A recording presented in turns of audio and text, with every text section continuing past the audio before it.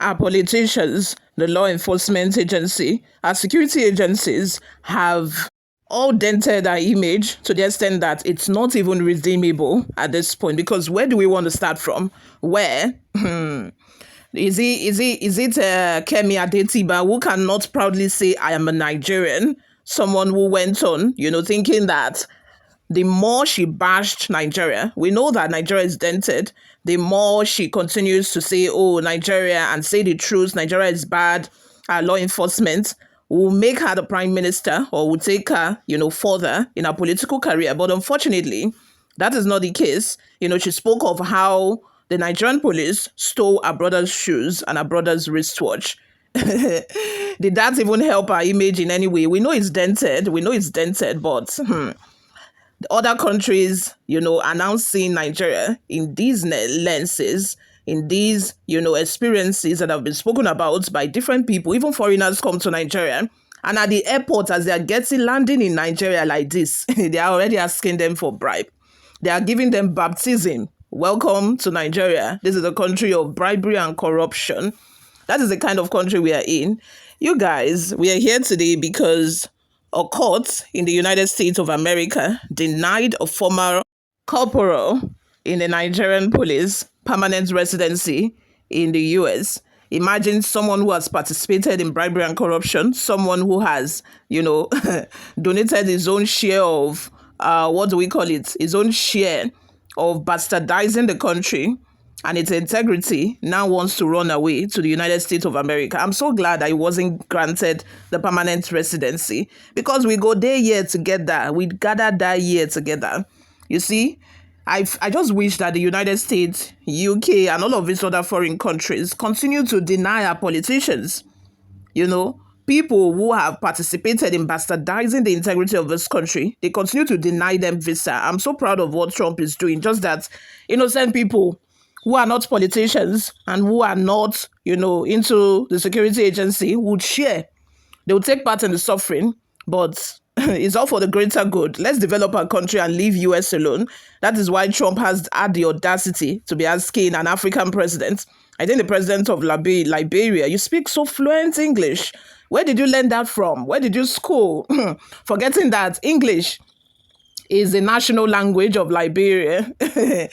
Liberia, I think, is the only country that wasn't colonized. Liberia was created, to deport people that had already been taken as slaves to the United States. Yes, to deport them and, take them back to Africa.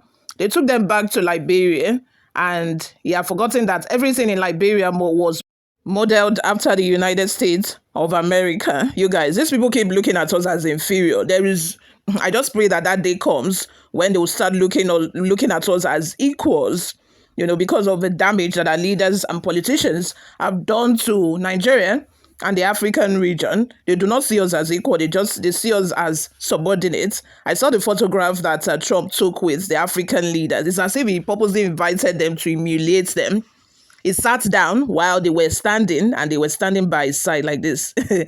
They were all standing while he sat down like King Kong, like King Kong, king over the empire. It's really sad because they only see us as, a developing country that is riddled with corruption and, have corrupt leaders. That is how, they see us because of the damage that has been done by our leaders. It's really sad. That is why you want to travel abroad. They will ask you to come and write English proficiency exam. How many Nigerians are not even proficient in speaking English?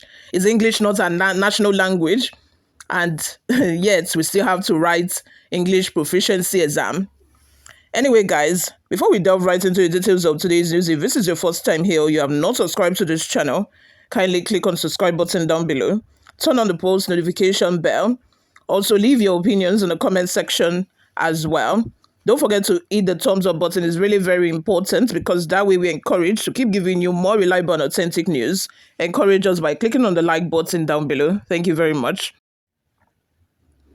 Justice Van Roy of a Federal Court of Canada, Ottawa, denied Iyabe Iriato, a former corporal of a Nigerian police force, permanent residency in Canada on the grounds of his association with the force, which he accused of being corrupt.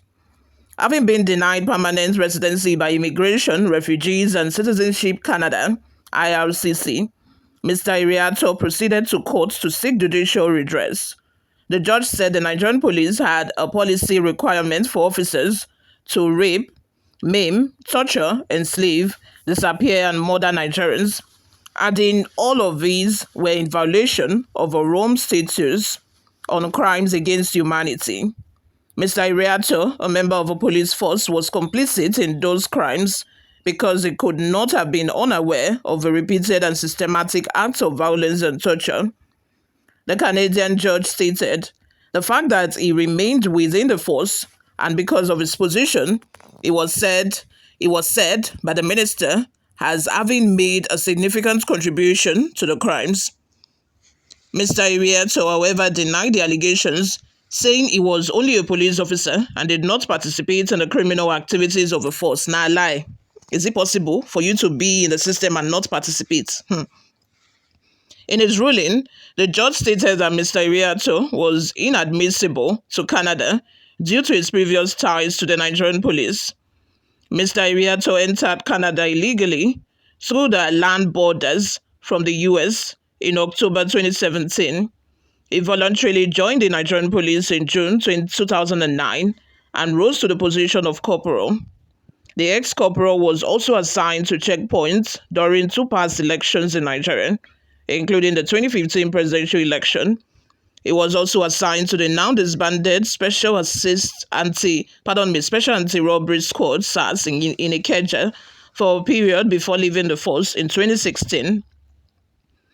Mr. Iriato's case added to the growing list of Nigerian ex-police officers who had been denied permanent stay in Canada over their involvement or association with the police crime-related activities. In 2021, George Sebastian Gramond denied asylum to former SARS operative Olushola Popola on the grounds of his association with the Broto unit and police force. Very good. Another former police officer, Charles Okoniwe, could not get asylum in Canada after Judge Patrick Gleason in Ottawa threw away his review request over his association with the notorious Mopo unit of the Nigerian police. Mr. Gleason held that any Nigerian who willfully joined the Nigerian police would be guilty by association before the Canadian judicial system and the United Nations Convention relating to the status of refugees, notwithstanding whether or not the person committed gruesome crimes often associated with the security agency. Let's have your thoughts and your opinions in the comment section. I'm very glad that the Canadian government are doing this because it will teach other people a lesson. It will serve as a lesson to other people. At least they go on to tell their own story to their colleagues or their former colleagues as the case may be. And hopefully those people learn from it. Let's have your thoughts and your opinions in the comment section. Thank you very much for always listening and watching. I'll see you all in my next video. Bye for now.